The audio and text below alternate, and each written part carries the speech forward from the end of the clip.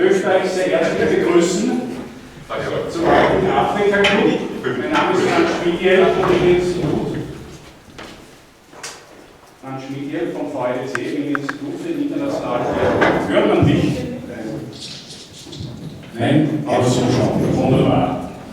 Also ich begrüße Sie noch einmal sehr herzlich zum heutigen Afrika-Club. Es ist ein schönes Experiment.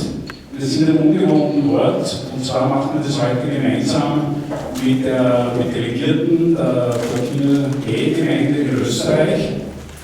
Und der Afrika-Club hatte genau den Zweck, den Dialog zwischen österreichischen Institutionen, Zivilgesellschaft, aber auch öffentlichen Einrichtungen und den African Diasporas zu stärken. Wir haben heute zwei Themen. Wir werden beginnen mit den aktuellen Entwicklungen in Burkina Faso. Sie alle wissen, im Oktober, ich habe es auch in Anführungszeichen Oktoberrevolution genannt. Und dazu haben wir einen prominenten Gast, der in Paris ist, Professor Kabinde. Und mit dem werden wir eine Live-Konferenz machen. Das Interview wird Alexis Neuberg von der AVP, Afrika-Vernetzungsplattform, führen. Und die AVP ist gemeinsam mit VS, Verein Afrikanischer Studierender, und dem VEDC, der Träger vom Afrika-Club, gemeinsam noch mit dem Botschafter Georg Link, der sich heute entschuldigen lässt.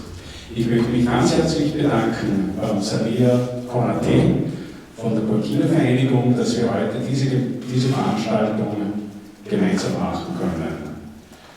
Ich glaube, Herr Professor arbeitet schon, wenn ich richtig sehe, und möchte dann gleich an Alexis übergeben und vielleicht nachher noch ein bisschen was zum Ablauf sagen. Als zweites Thema haben wir ja die Economic Partnership Agreements. Da ist eine Kollegin aus dem Außenministerium, Michaela Hellmeier, die uns informieren wird. Und anschließend sind Sie noch eingeladen zu einer kleinen Erfrischung. Bürokratisch nur ein kleines Ding, ich lasse eine Liste durchgeben, bitte sich einzutragen oder unterschreiben. Und wir werden auch die Übersetzung machen, der erste Teil auf Französisch, der Französisch nicht kann oder so schlecht kann wie ich, bitte hier zu platzieren. Wir werden eine Flüssübersetzung machen, der zweite Teil wird auf Deutsch laufen, da können wir es dann umgekehrt machen. Und es wird auch wieder ein Protokoll geben, damit auch alle jene, die heute nicht dabei sind, können wissen, was diskutiert worden ist. Okay, Alexis, dann übergebe ich an dich. La technique fonctionne bien. Faut allumer.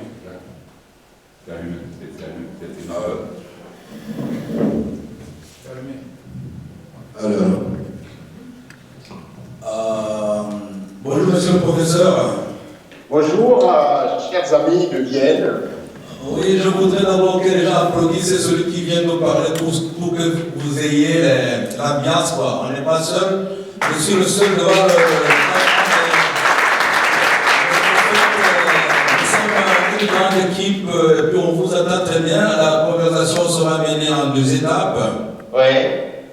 La première étape, nous allons discuter entre nous, avec vous. Je vais poser beaucoup de questions, on va échanger. Et puis, nous serons entre-temps interrompus par la traduction parce qu'on va essayer de traduire en allemand pour ceux qui sont ici, qui ne comprennent pas le français. Oui. Et après, donc, je vais essayer de voir si autour de la table, il y a quelqu'un qui aurait une question, il va me le souffler. Comme ça, après, on va vous dire merci et nous allons continuer notre débat. C'est bien? Écoute-moi, tout va bien, parfait. Je voudrais d'abord vous remercier de m'avoir invité et remercier ceux qui ont eu l'initiative de l'invitation, donc à toute l'association, et saluer les Africains, les frères et sœurs qui sont à Vienne, mais également les Viennois, les Autrichiens qui sont avec vous, et même les gens des autres nationalités. Et c'est dommage qu'on ne se soit pas bien entendu sur l'agenda, parce que moi j'ai attendu depuis plus d'une heure et pour pouvoir vous parler, parce que j'ai des engagements par ailleurs, comme j'avais expliqué à vos amis. Mais c'est pas grave, on va commencer. Ce n'est que le début, on pourra après un autre jour continuer. Merci. De temps en temps, les surprises et les arrangements, flexibilité, ça fait un bon appétit pour le repas. Ouais. Alors je laisse à la demoiselle de traduire vos salutations. Okay, er hat sich très court. Es verstehen alle Französisch.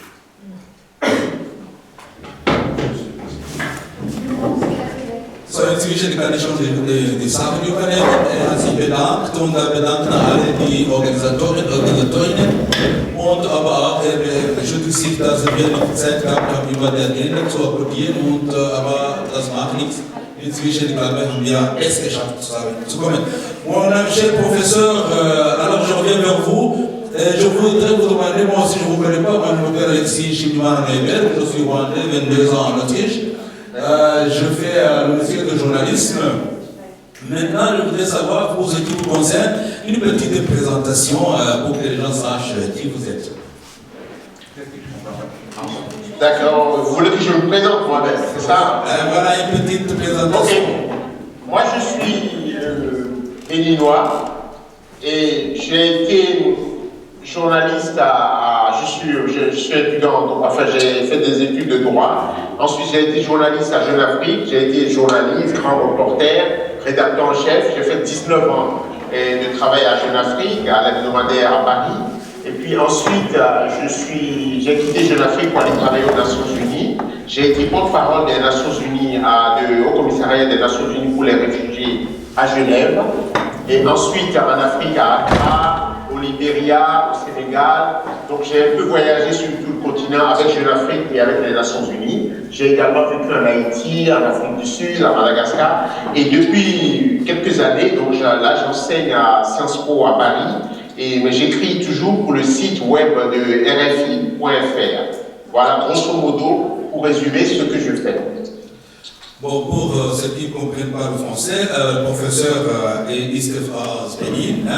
Und er ist ein Kollege, Journalist von einem großen Magazin Jeune Afrique, den wir alle kennen.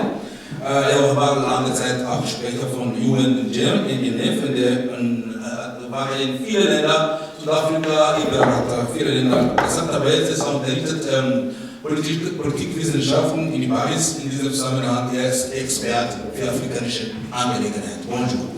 Alors je reviens vers vous, mon cher professeur. Nous commençons par une petite analyse de la situation maintenant. On passe par les derniers événements lors de la conférence de la francophonie. Le Burkina Faso était à la page. Comment interprétez-vous maintenant la situation actuelle du Burkina? Bon, vous savez, c'est devenu calme. Il y a eu les heures de braise fin octobre, début novembre. Aujourd'hui, le calme est revenu. Vous avez donc en place un président de transition, vous avez un premier ministre de transition et vous avez un organe de transition qui fait office de parlement de transition. Donc, pour le moment, c'est calme. Toutes ces institutions ont un an, pas un mois de plus, pas une semaine de plus, pour organiser des élections, pour apurer les listes électorales, organiser des élections et céder la place à un président régulièrement élu. Donc voilà la situation pour le moment. C'est relativement calme. L'ancien président Blaise Compaoré, comme vous le savez, a quitté le Burkina, est parti en Côte d'Ivoire à Yamoussoukro. De Yamoussoukro, il est parti au Maroc où il vit actuellement avec sa femme et certains de ses proches. Voilà. Alors, nous continuons maintenant, nous allons faire une petite démarche. J'ai rencontré le président une année avant, ici à Vienne, et on lui a posé la question, monsieur le président, est-ce que vous allez quitter le pouvoir? Le monsieur nous a dit non, monsieur, moi je deviendrai agriculteur au lieu de chambarder la Constitution. Est-ce que vous avez fait l'analyse pour savoir quels démons lui ont piqué pour qu'il change ce que nous avait dit ici à Vienne? Vous savez, le pouvoir, c'est le pouvoir corrompt et le pouvoir absolu corrompt absolument. Vous connaissez cette formule-là. Il y a l'hélice du pouvoir. Vous voyez, quand vous êtes au pouvoir, on vous obéit, vous avez tout, vous claquez des doigts, les gens accourent, et au fil des années, vous ne sentez plus. Vous n'êtes plus un être humain normal, vous n'êtes plus un président normal, vous commencez à vous être grisé. Il se trouve que le président Blaise Compaoré, que moi j'ai rencontré pour la première fois en 1988, c'est-à-dire un an après son accession au pouvoir au Burkina Faso, après l'assassinat de Thomas Sankara. Je l'ai rencontré en son palais, il m'a reçu, j'avais fait une interview pour le Jeune Afrique à l'époque. Alors, bon, 27 ans après, ce monsieur est encore au pouvoir.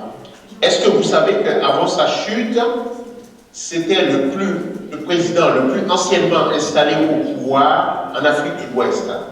En Afrique de l'Ouest, ce n'était pas le président le plus âgé, mais c'était le président le plus anciennement installé au pouvoir. Et derrière lui, il y a le président Yaya Jammeh de Gambie. Vous voyez, Yaya Jammeh vient de fêter les 20 ans de pouvoir. Le président Blaise Compaoré en était à 27 ans quand il était renversé.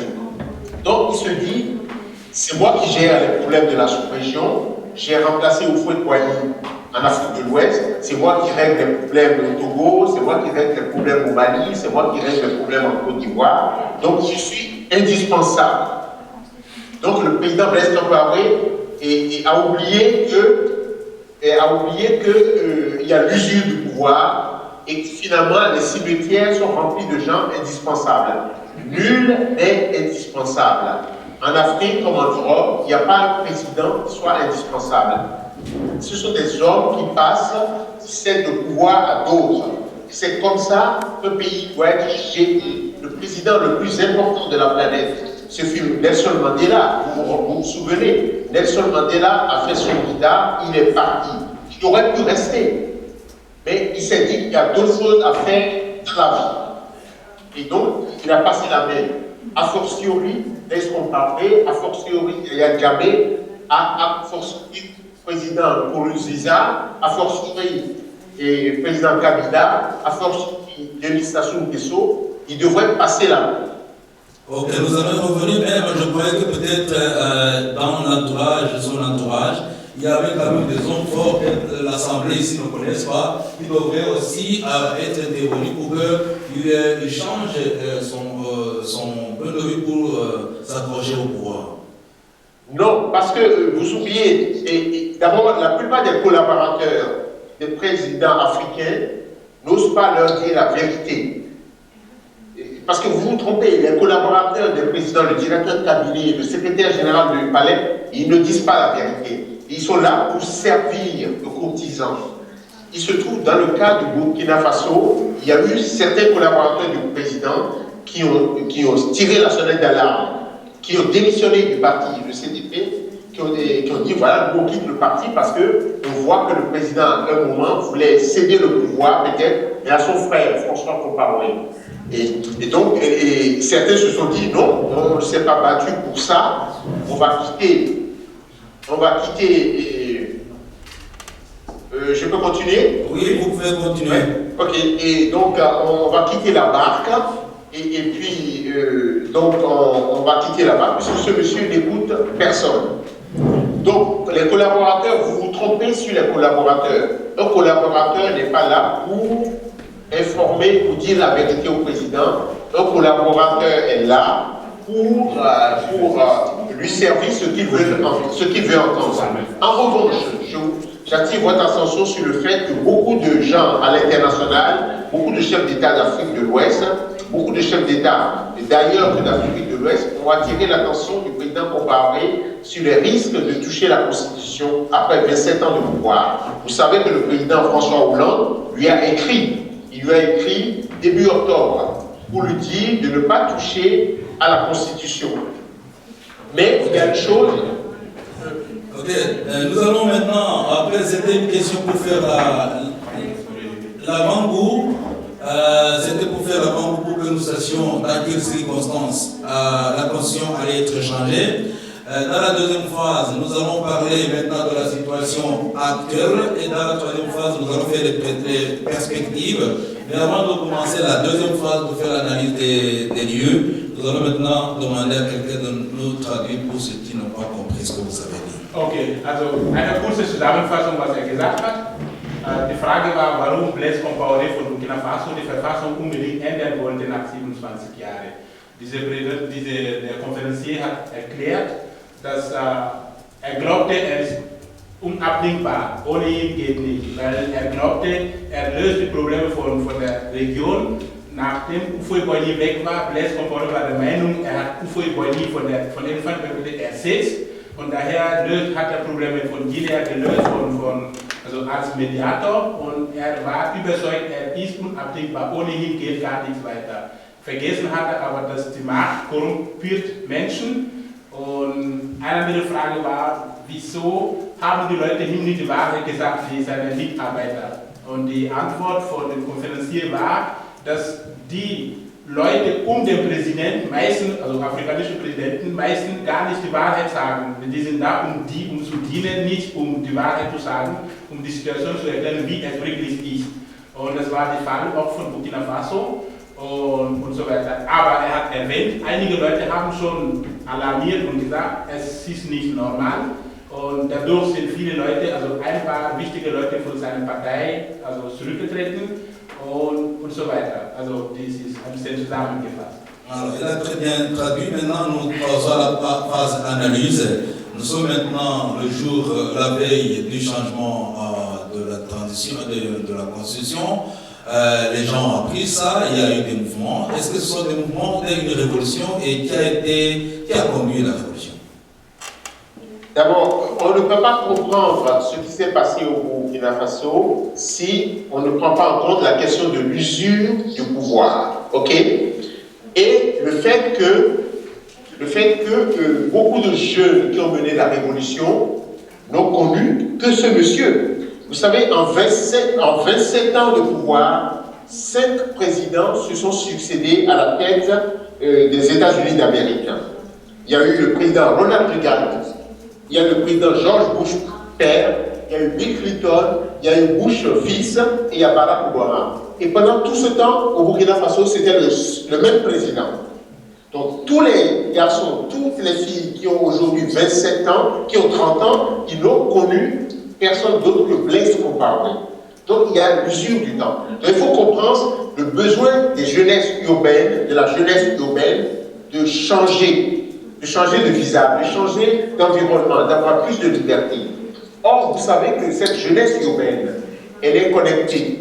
Elle est sur les réseaux sociaux, elle est sur Facebook, sur Skype, sur Twitter, elle a les SMS à cause des téléphones, les smartphones chinois, les smartphones chinois qui coûtent moins cher et qui permettent aux gens d'être connectés.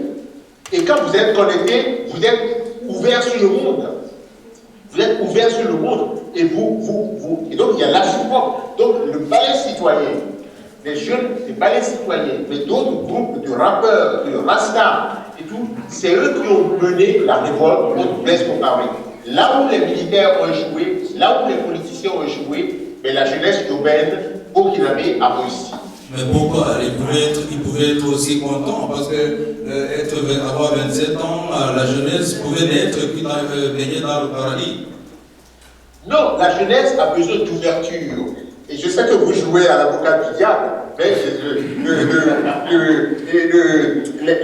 la jeunesse aujourd'hui, elle a besoin de liberté, elle a besoin d'échange, elle a besoin de coordination, elle a besoin de s'éclater. Or, tout ça manquait.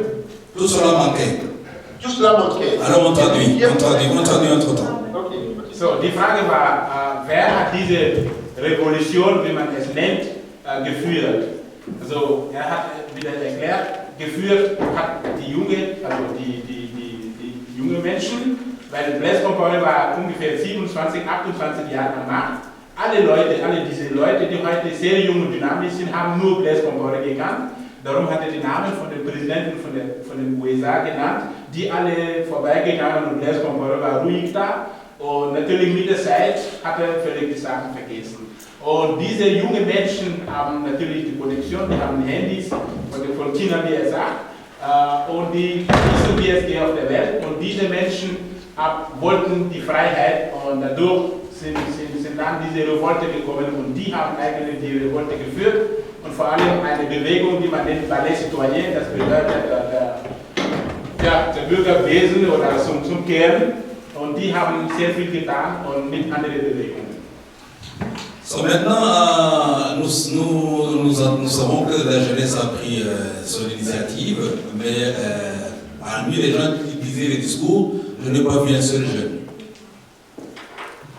Et vous parlez de ceux qui ont pris le pouvoir. Même ceux qui disaient des discours pendant les démonstrations. Si, il y avait beaucoup de jeunes dans le ballet citoyen, il y a beaucoup de jeunes qui ont fait les discours. Ceci dit, je ne dis pas que c'est eux qui ont pris le pouvoir. Aujourd'hui, c'est qui a pris le pouvoir? C'est les militaires. Alors, le problème, c'est que les militaires n'avaient pas le choix. Quand vous avez 1 million de personnes au gris du palais ou à la place de la Révolution, aujourd'hui, dans le monde dans lequel on vit, vous savez, moi, quand ça a démarré, j'étais encore à Paris, j'étais informé à la seconde près de tout ce qui se passe. C'est-à-dire, on avait de la vidéo, on avait par les réseaux sociaux de la photo, on avait du son, et donc on a vu ce qui s'est passé. Il y a eu l'intervention, parce que la garde présidentielle pouvait ouvrir le feu. Ils avaient la puissance de feu, ouvrir le feu sur la... Mais il y a eu des négociations politiques à ce moment-là, et qui ont permis à Blaise Compaoré de s'en aller, d'être exfiltré par les Français, et la contrepartie, c'est on ordonne, on calme la garde présidentielle pour qu'elle ne tire pas sur la foule.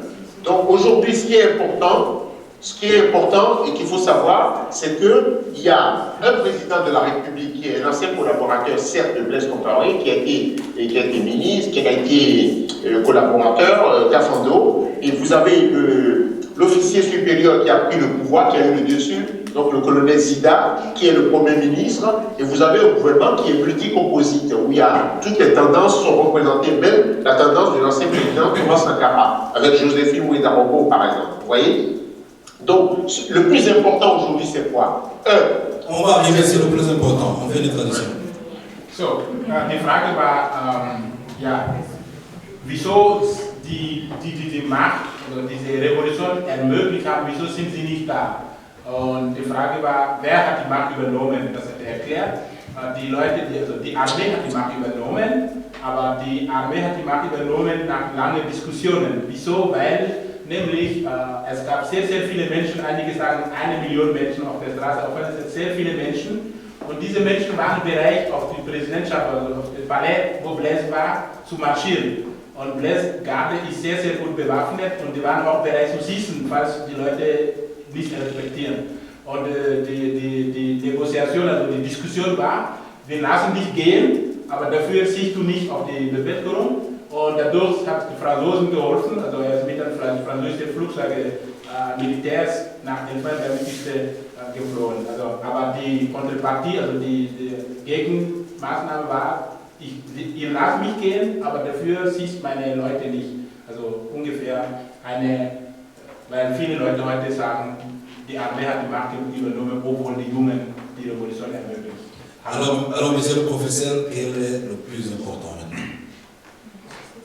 Le plus important aujourd'hui, c'est qui est le cadre au Burkina Faso, qu'on se concerte pour organiser des élections, 3, qu'on fouille dans le passé, qu'on essaie de régler tout ce qui s'est passé, les assassinats qu'il y a eu dans ce pays, l'assassinat de Thomas Sankara, mais également du journaliste et du confrère Norbert Zongo. Moi, j'étais là-bas une semaine après l'assassinat de Norbert Zongo. C'est un journaliste, donc, ou ceux qui ne le savent pas, qui a été assassiné parce qu'il enquêtait sur une affaire qui compromettait le frère du président. Vous voyez? Et donc, on l'a assassiné, ils ont tenté de brûler la voiture, de mettre le feu à la voiture, pour faire croire que c'était un accident.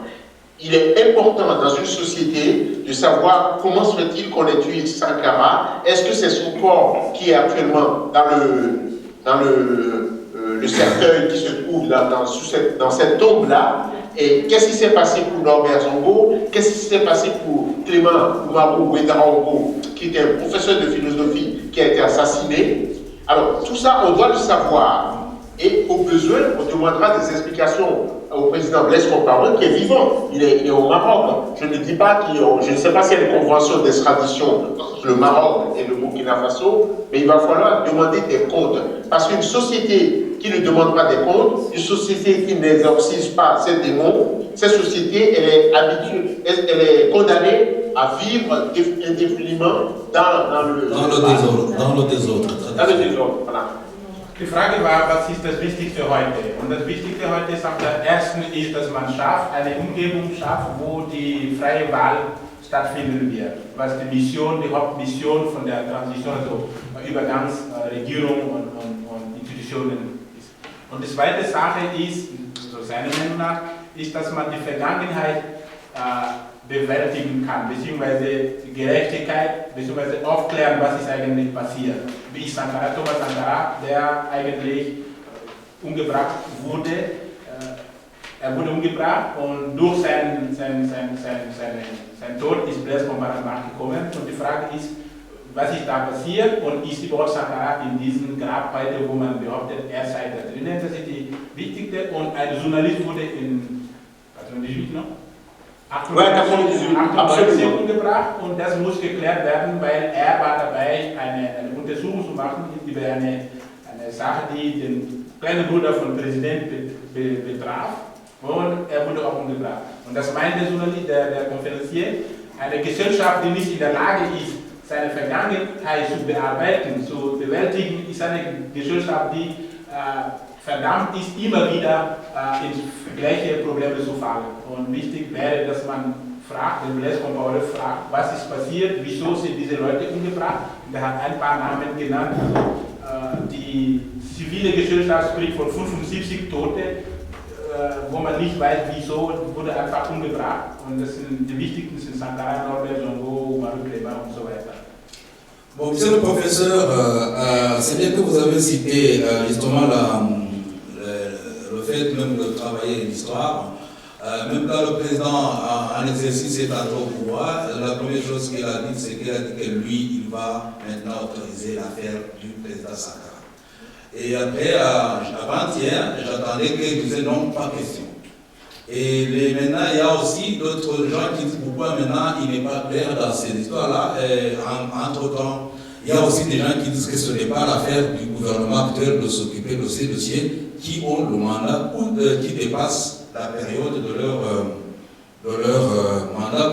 Alors, ce débat qui tergiverse maintenant ne va pas détruire le calme dont vous avez cité. Alors, ce que je peux vous dire, c'est que c'est vrai que 11 mois, il reste finalement que 11 mois pour organiser les élections et passer la main. La priorité, c'est pas ça. Il faut commencer à ouvrir ces dossiers. Et il reviendra au président élu de poursuivre. Et surtout, n'oubliez pas, c'est la justice burkinabé qui doit se prononcer. La nouvelle justice, qui n'est pas aux ordres du pouvoir politique, c'est à elle de décortiquer, de dépatouiller toutes ces histoires, mais c'est au gouvernement qui va succéder au gouvernement de transition qui fera ça. Le président Kafando n'a pas dit pas question. Il a dit ce n'est pas dans les priorités. Il a dit que ce n'est pas les priorités du gouvernement de transition parce qu'ils ont 11 mois. Et 11 mois pour... ils peuvent pas tout faire. Il faut organiser les élections et passer la main.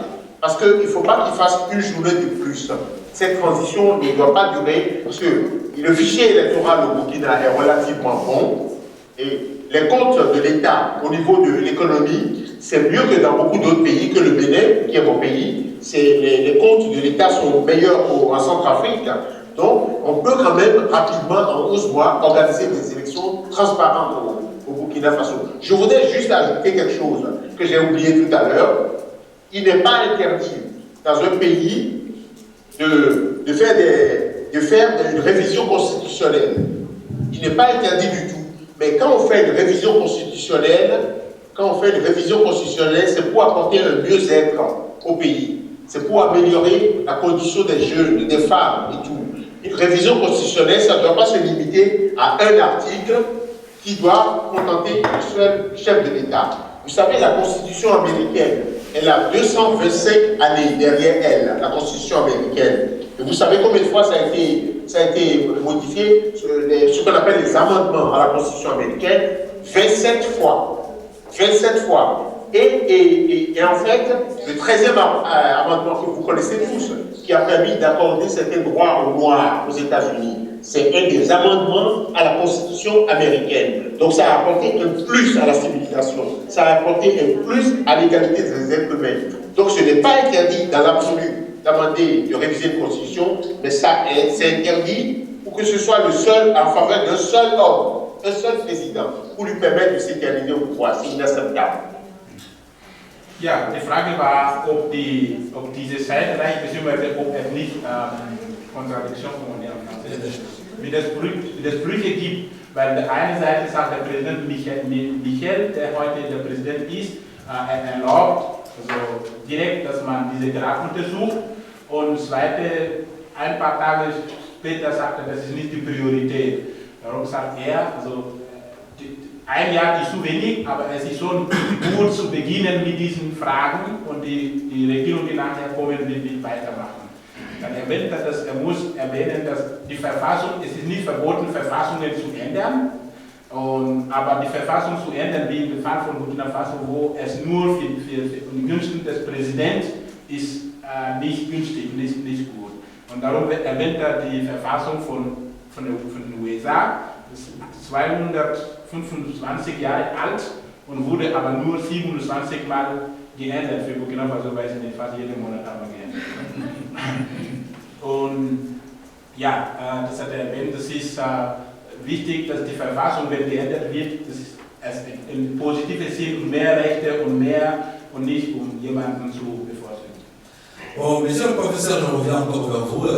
Donc, nous avons une bonne cohabitation, nous avons assisté à un bon théâtre. D'abord, un militaire prend le pouvoir, et puis 2-3 jours plus tard, un autre militaire est nommé comme un consensus. 4 ou 5 mois après, c'est le nouveau président qui est nommé, et le président, lui, prend le premier ministre, un ex-président. C'était à la Poutine et son président à la Russie, à la Russie. Ça, c'est un jeu où qui dirige réellement l'actuel gouvernement?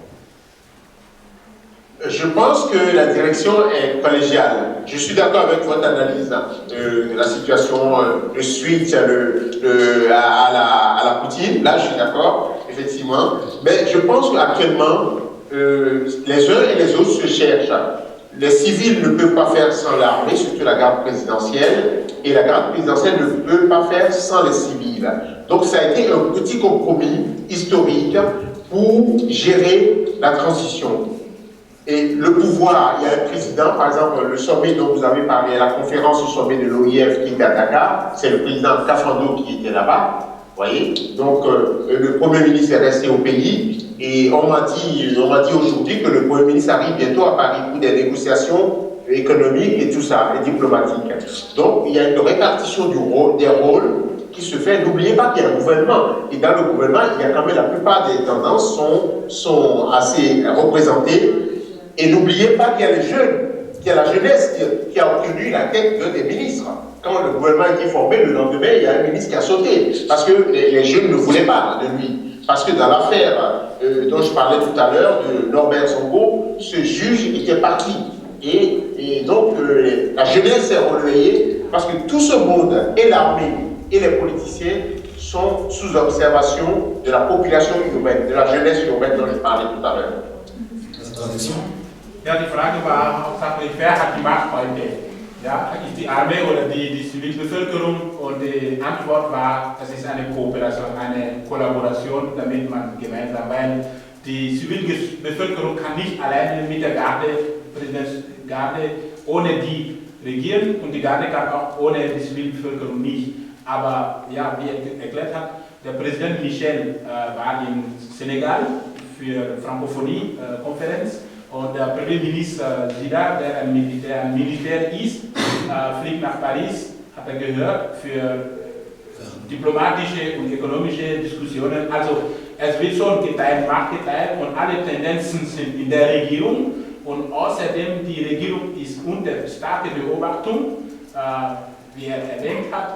Ein Minister, der 24 Stunden nominiert war, wurde von der Bevölkerung abgelehnt, weil er war auch unter diese Geschichte von Norbert Zongo, der Journalist, umgebracht. Er war Jurist, also Anwalt statt Anwalt, und dabei hat er natürlich diese wichtige Geschichte sterben lassen, damit nichts kommt. Und dieser Mensch wurde von der Bevölkerung abgelehnt und er wurde auch noch nicht getauscht, aber er wurde einfach von der Regierung entfernt, um zu sagen, dass die Regierung ist schon unter starker Beobachtung der Bevölkerung Und es wird schon Macht geteilt, also nicht nur die Militärregierung, wie man hört.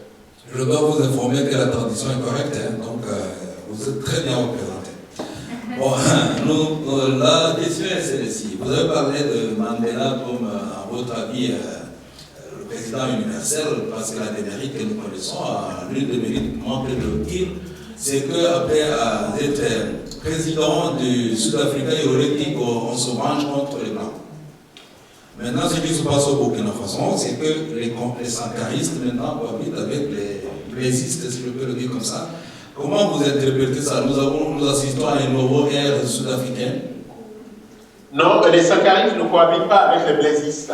Les vrais blaisistes ont été écartés. Et c'est les gens, les anciens compagnons de route de Blaise Compaoré, effectivement, c'est ce qu'il faut dire. Parce qu'on a écarté les gens qui ont partisé avec l'UDIA, qui ont refusé la révision de qui étaient avec Blaise Compaoré pour réviser la Constitution. Ceux-là ont été écartés. Ils ont la portion congrue. Donc ceux qui sont au gouvernement, c'est les anciens compagnons de route qui ont, pour certains d'entre eux, ils ont peut-être des responsabilités dans ce qui s'est passé par le passé. Mais ils ont eu peut-être le flair de quitter la barque à temps. Donc ceux-là aussi sont partis de la coalition actuelle qui dirige le pays. Mais n'oubliez pas une chose, c'est qu'ils n'en ont pas pour longtemps. Ils en ont pour 1 an, 11 mois encore. En 11 mois, il leur faut apurer les listes électorales, organiser l'élection la plus démocratique depuis l'indépendance de ce pays en 1960. Donc, c'est le challenge déjà, en 11 mois, d'organiser de bonnes élections et de donner l'exemple à l'Afrique que voilà, le Burkina Faso a renoué définitivement avec le pluralisme politique et avec la démocratie. Mais quand même, il y a lieu de citer ce fait que non pas seulement les collaborateurs, mais un gouvernement, c'est tout un appareil qui va jusque dans les collines. Vous avez vu ce qui s'est passé en Centrafrique. Les Sénégalais, ils ont commencé à se ranger directement après la prise du pouvoir. Vous avez vu ce qui s'est passé en Côte d'Ivoire. Les gens du Tobago, ils ont eu à payer. Pour casser un peu, quand même, je dois dire, nous, en tant qu'Africains, je dis, quand même, les Burkina Faso, les Burkinabés, ils ont montré